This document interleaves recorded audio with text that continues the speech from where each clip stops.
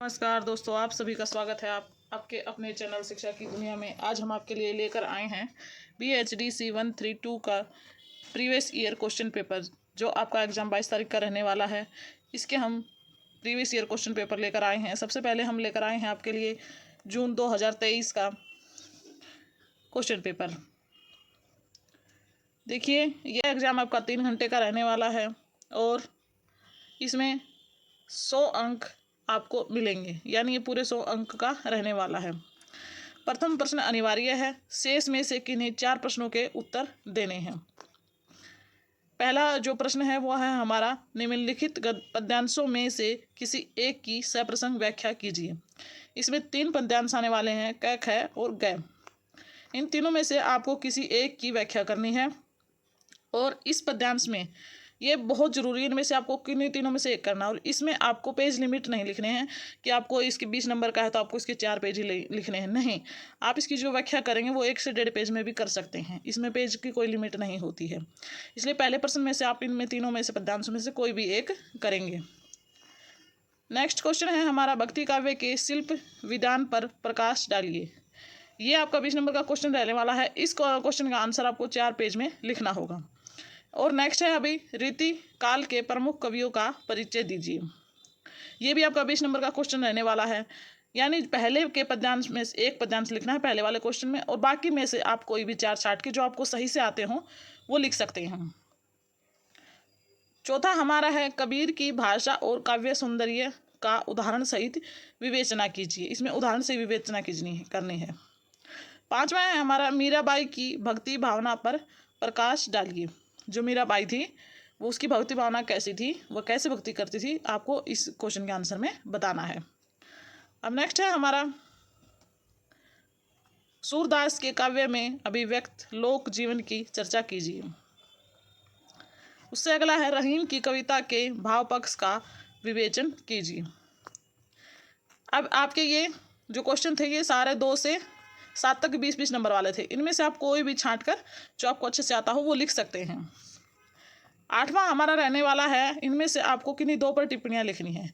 क है बिहारी सतसई, ख है तुलसीदास की काव्य भाषा, ग है पद्मावत, घ है भूषण की रचनाएं। इसमें आपको एक टिप्पणी के लिए 10 नंबर मिलेंगे और उसमें 10 नंबर के लिए आपको लगभग 2 पेज लिखना होगा। यह हमारा एग्ज़ाम था। अब नेक्स्ट रहेगा हमारा दिसंबर 2024 का। दिसंबर 2024 का में भी 3 घंटे का वही 100 नंबर वाला है। इसमें भी जो पहला क्वेश्चन होगा उनमें से किसी एक का पद्यांश के आपको संदर्भ सहित व्याख्या करनी होगी। क और ख ग में से आपको किसी में से एक का कर सकते हैं आप। इसमें पद्यांश की व्याख्या के आपको 20 नंबर मिलेंगे। दूसरे नंबर पर है हमारा, भक्ति काव्य के शिल्प विधान पर प्रकाश डालिए। इसमें इग्नू में हमेशा क्वेश्चन रिपीट होते रहते हैं, इसलिए आप किसी एक क्वेश्चन को करें तो उसको पक्का करें ताकि वो आए 10 नंबर में आए 20 नंबर में आए तो आप उसको लिख सकें। तीसरे नंबर पर है हमारा, रीति काव्य की साहित्यिक प्रवृत्तियों का परिचय दीजिए।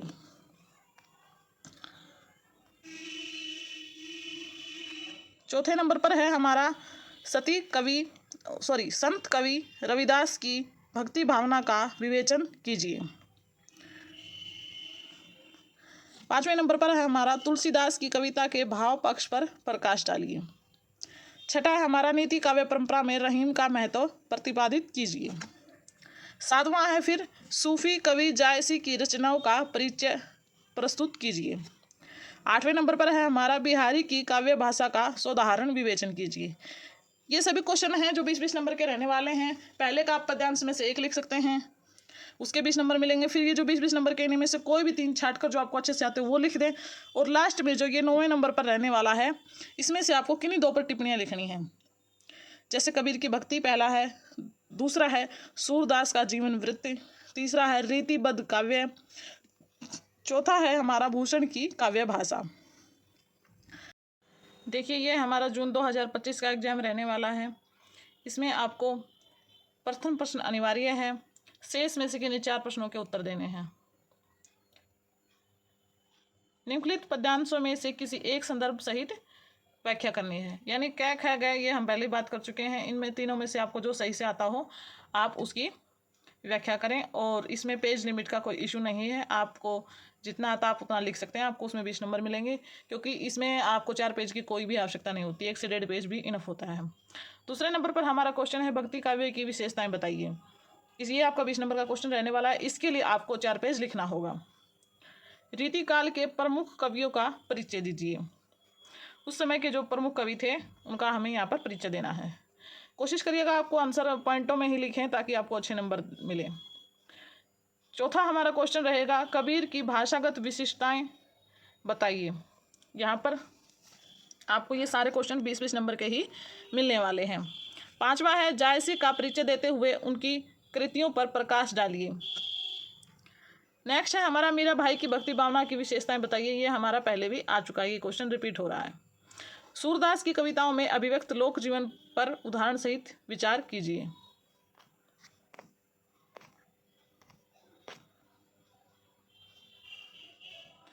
आठवां है हमारा रहीम की कविता के भाव पक्ष की विशेषताओं पर प्रकाश डालिए।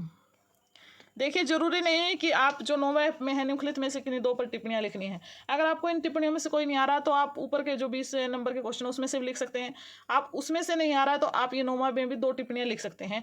यानी पहले में एक पद्यांश कॉमन है जो आपको लिखना ही लिखना होगा, उसमें उसके बाद आप जो नीचे वाले क्वेश्चन है 9 तक उनमें से किन्हीं 4 को छांट कर आप कोई भी लिख सकते हैं। 9वें में है कि निम्नलिखित में से किन्हीं 2 पर टिप्पणियां लिखनी है। एक टिप्पणी के लिए आपको 10 नंबर मिलेंगे और इनमें से कोई भी 2 छांट कर आप लिख सकते हैं। पहला है रीति काव्य के प्रमुख भेद, दूसरा है उल्ट बहासी, तीसरा है धनानंद की कविता में प्रेम निरूपण और चौथा है तुलसीदास की भक्ति पद्धति। इसमें तुलसीदास की जो भक्ति पद्धति है ये भी रिपीट हो रहा है बार बार और रीति काव्य के भेद भी रिपीट हो रहा है। दोस्तों नेक्स्ट है हमारा दिसंबर 2025 का एग्जाम। इसमें भी आपको यही फॉर्मेट मिलने वाला है। किसी एक गद्यांश को पद्यांश को आपको यहाँ पर सोल्व करके लिखना है, यानी इसकी व्याख्या करनी है। कैक है गै में से तीनों में से कोई भी कर सकते हैं।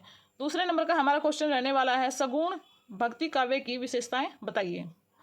तीसरे नंबर पर हमारा रहने वाला है रीति काव्य की साहित्यिक प्रवृत्तियों का परिचय दीजिए। चौथे नंबर पर रहने वाला है रविदास की कविताओं में अभिव्यक्त भक्ति भावना का उदाहरण सहित विवेचना कीजिए।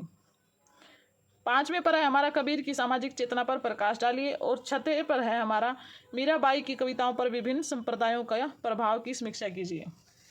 ये सभी क्वेश्चन आपके 20-20 नंबर के रहने वाले हैं और इनमें आपको 4-4 पेज लिखना होगा। इसके बाद आप क्वेश्चन आंसर के बाद आप निष्कर्ष भी लिखें और पॉइंट में बांट कर ही अपने आंसर को लिखें ताकि आपका आंसर अच्छा दिखे और अच्छे अंक मिले।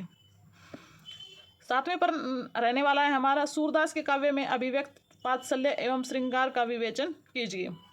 8वां है हमारा रहीम की काव्य भाषा और शैली पर प्रकाश डालिए। 9वें पर वही है कि नहीं 2 में से आपको टिप्पणी कोई भी 2 टिप्पणियां लिखनी है, चारों में से आपको। कै है हमारा राम भक्ति शाखा, ख है कबीर की भक्ति भावना, गै सतसई परंपरा और बिहारी सतसई, घ धनानंद के काव्य में लोक जीवन। इसमें से बहुत से क्वेश्चन ऐसे हैं कि जो रिपीट हुए हैं, जो कि आपको अगर एक एग्जाम क्वेश्चन पेपर कर लेते हैं तो 1 से 2 क्वेश्चन उसमें रिपीट हो जाता है। आपको प्रीवियस ईयर क्वेश्चन देखने का ये फायदा है कि आपको फॉर्मेट समझ में आता है और आप एग्जाम की तैयारी अच्छे से कर पाते हैं। आपको पता रहता है कि कैसे कैसे क्वेश्चन आने वाले हैं और सबसे इम्पोर्टेंट बात यह है कि क्वेश्चन रिपीट होते हैं तो आपको अगर पहले से तैयारी है तो 50% मार्क्स तो आप आसानी से ला सकते हैं। दोस्तों अगर आपको हमारी यह वीडियो हेल्पफुल लगी हो तो वीडियो को लाइक करें, हमारे चैनल शिक्षा की दुनिया को सब्सक्राइब करें और अपने दोस्तों के साथ शेयर करें। आपको और किस कोर्स कोड के प्रीवियस ईयर क्वेश्चन पेपर चाहिए आप हमें कमेंट बॉक्स में बताएं। हम नेक्स्ट वीडियो उसी कोर्स कोड को लेकर आएंगे। धन्यवाद दोस्तों, मिलते हैं अगली वीडियो में।